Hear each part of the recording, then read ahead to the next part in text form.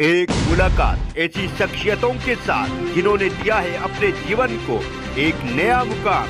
रूबरू कराएंगे ऐसी कुछ हस्तियों के साथ एक खास शख्सियत के साथ मुलाकात। जयदेव पटेल के साथ नंबर 1 इंडिया न्यूज। नमस्कार व्यूअर्स, मैं जयदेव पटेल और आप देख रहे हैं नंबर 1 इंडिया न्यूज। आपका एक बार फिर स्वागत है एक खास शख्सियत के साथ मुलाकात प्रोग्राम में। आज हम बात करेंगे लोकसभा चुनाव के 3 चरणों का मतदान हो चुका है और 4 चरणों का मतदान कहीं न कहीं शेष है। ऐसे में क्या कहता है मौसम विभाग का प्रेडिक्शन, क्योंकि कहीं न कहीं मौसम विभाग की तरफ से मई महीने का प्रेडिक्शन जारी किया गया, जिसमें कहा गया है कि इस बार औसतन से ज्यादा कहीं की टेम्परेचर रहेगा। इन तामों पर बात करने के लिए हमारे साथ खास मेहमान है मौसम विभाग के senior scientist doctor Soma Senroy. Doctor Soma Senroy, आपका बहुत स्वागत है आज हमारे प्रोग्राम में।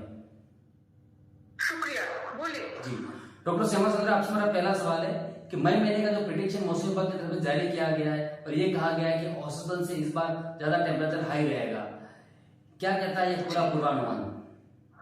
देखिए, हमारा जो इस महीने का जो प्रेडिक्शन है मई महीने का मैक्सिमम टेम्परेचर की अगर बात करें तो आपका वेस्ट इंडिया यानी कि गुजरात, राजस्थान, हरियाणा, यूपी, पंजाब और पेनिनसुलर इंडिया यानी कि western parts of Maharashtra, Karnataka, Kerala, इन सभी राज्यों में औसत से ज्यादा मैक्सिमम टेम्परेचर रहने की संभावना है।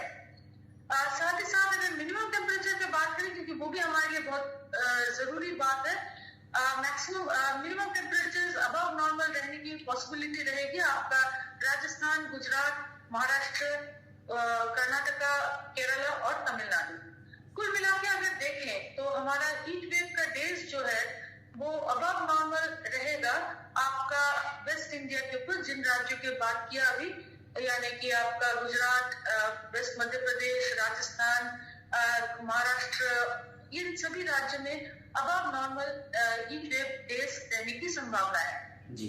इसका मतलब ये नहीं कि बाकी राज्यों में हीट वेव्स नहीं होंगे। वेस्ट पर और नॉर्मल से सबसे ज्यादा डिपार्चर इन स्टेट्स में होने के साथ साथ आपका हरियाणा, उत्तर प्रदेश और ईस्ट मध्य प्रदेश, छत्तीसगढ़ और पंजाब और कर्नाटका और तमिलनाडु और बंगाल, उड़ीसा, इन सभी राज्यों में औसत से ज्यादा हीट वेव डेज रहने की संभावना है। अगर औसत मानते हैं तो वो भी आपको ध्यान में रखना पड़ेगा कि जब हम बात कर रहे हैं, मान लीजिए गुजरात का या राजस्थान का, वहां पर नॉर्मल है, नॉर्मल डेज हमारा 1993 और से 2016 तक का डेटा मानते हुए 2 से 2.5 दिन का पॉसिबिलिटी रहती है हीट वेव का। और जो हम पॉसिबिलिटी बता रहे हैं यहाँ पर अभी औसत से ज्यादा 2 से 4 दिन ज्यादा होने की पॉसिबिलिटी रहती है, यानी कि आपका 6 से 6.5 दिन रहने की संभावना है किसी किसी राज्य में हीट वेव का। अभी अगर 5 दिन का टेम्परेचर का बात करें तो हमारा अभी का जो हीट वेव का स्थिति चल रही है वो हमारा तमिलनाडु, पुडुचेरी, करेकल, केरला, रायलसीमा और इंटीरियर कर्नाटका में जैसे आज का वार्निंग है। कल से हम ये येलो अलर्ट के साथ है और कल से हमारा धीरे धीरे नॉर्थ वेस्ट इंडिया यानी कि राजस्थान, वेस्ट मध्य प्रदेश, इन जगह में हीट वेव आने का संभावना शुरू हो जाएगी और साउथ से हीट वेव का स्थिति कम होने लगेगा, क्योंकि थंडरस्टॉर्म एक्टिविटी ग्रेजुअली इंक्रीज करेगा पेनिनसुलर इंडिया में जी। उसके बाद अगर 8 मई के बाद का 9th में 10th में का देखेंगे तो धीरे धीरे आपका जो पेनिनसुलर इंडिया में हीट वेव एकदम खत्म हो जाएगी और राजस्थान, वेस्ट मध्य प्रदेश में अगले 9th 10th मई को आपका हीट वेव रहने की संभावना रहेगी। 11th मई तक आते आते हमारा उम्मीद है कि थंडरस्टॉर्म एक्टिविटी दोबारा शुरू हो जाएगा इन सभी राज्यों में, साथ साथ डस्ट स्टॉर्म्स होने की पॉसिबिलिटी है। ये दोनों कारणों से आपका सनलाइट, सूरज की रोशनी जमीन पे कम गिरेगी और इसीलिए हीट वेव का जो स्थिति है वो कम हो जाएगी आपका 11-12 मई को। पर ये एक थोड़ा सा उठना गिरना ये हमारा नॉर्मल सर्कमस्टेंसेस में रहती है।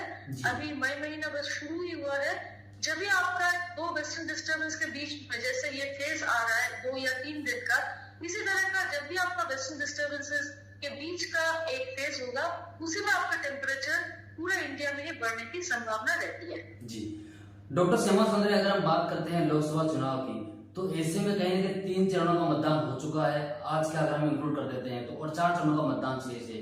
तो क्या कुछ मौसम विभाग का प्रेडिक्शन रहेगा, क्या कुछ हीटवेव्स के आसार हैं, क्योंकि कहीं ना कहीं लोग घरों से ज्यादा बाहर भी निकलेंगे मतदान करने के लिए, बूथ पर जाने के लिए? देखिए, ये हमारा जो हीट वेव का अभी आपको मंथली बताया, अभी आपको 5 दिन का स्थिति भी बताया, हीट वेव का बहुत ज्यादा वार्निंग नहीं है, मगर आपको पूरा चीज को सिर्फ हीट वेव के माध्यम से देखना नहीं पड़ेगा, क्योंकि ऐसे भी हमारे इंडिया में भी मैक्सिमम टेम्परेचर हाई चल रहा है। साथ ही साथ आपका नॉर्दर्न प्लेन्स में लू विंड्स ब्लो कर रहे हैं, जो हीट वेव ना होते हुए भी हीट स्ट्रोक या सन स्ट्रोक करने की पॉसिबिलिटी रखती है। तो हमारा आपके माध्यम से आपके सारे ऑडियंस को यही गुजारिश है कि धूप में कम से कम निकले, क्योंकि ये जो हम नॉर्मली इस समय दिन के जब सबसे ज्यादा गर्म समय होती है 12 से 4 बजे तक हम लोग घर से बाहर नहीं निकलते हैं। इस साल इलेक्शन रैलीज और आगे भी आपका वोटिंग के लिए लोग घर से बाहर निकलेंगे, तो पॉलिटिकल पार्टीज को भी हम पूरा इलेक्शन कमीशन के माध्यम से पूरा सचेत करके रख रहे हैं, जहां पर हमारा टेम्परेचर हर डिस्ट्रिक्ट में कहां पर आपका टेम्परेचर बढ़ रहा है और हीट वेव या वार्म नाइट्स या हॉट एंड ह्यूमिड कंडीशंस कहां हो रही है, उसके हिसाब से हम वार्निंग तो दे रहे हैं। मगर साथ ही साथ अगर हीट वेव का स्थिति आपके सिटी में ना भी हो, मई महीने का गर्मी में बाहर कम से कम निकले तो सही रहेगा। अगर आप हो सके तो छतरी लेके निकलिए और कोशिश करिए पानी का प्रावधान जरूर साथ में रखें। जी डॉक्टर सोमा सुंदरी, मौसम विभाग की तरफ से एक प्रेडिक्शन यही बताया गया कि 16 राज्यों में टेम्परेचर है हीटवेव से वो कहीं ना कहीं अप एंड डाउन रहेगा, तो क्या ये एबनॉर्मल है या फिर ये कहीं कि जलवायु परिवर्तन भी हो सकता है? देखिए, अब आप नॉर्मल किसी एक दिन को नहीं लेके बोल सकते हैं, अभी तो सिर्फ 7 दिन हुआ है मई महीने का। अभी जब भी हमारा हर रीजन में हीट वेव होने की जो स्थिति आती है वो डिफरेंट कारणों से होती है। तो जैसे पेनिनसुलर इंडिया और ईस्ट इंडिया में आपका बे ऑफ बंगाल का एंटी साइक्लोन बहुत ज्यादा कार्यकारी होती है, जिसके कारण से इतना लंबा एक स्पेल आपका heat wave to severe heat wave निकला बंगाल और उड़ीसा के ऊपर से। उसी तरह अगर आप नॉर्थ वेस्ट इंडिया या वेस्ट इंडिया की बात करें तो वेस्टर्न डिस्टर्बेंसेस का स्ट्रेंथ बहुत मैटर करता है हीट वेव के कारण से। तो अभी हमारा मई महीने का अभी आगे 4-5 दिन का बात करें तो मैक्सिमम टेम्परेचर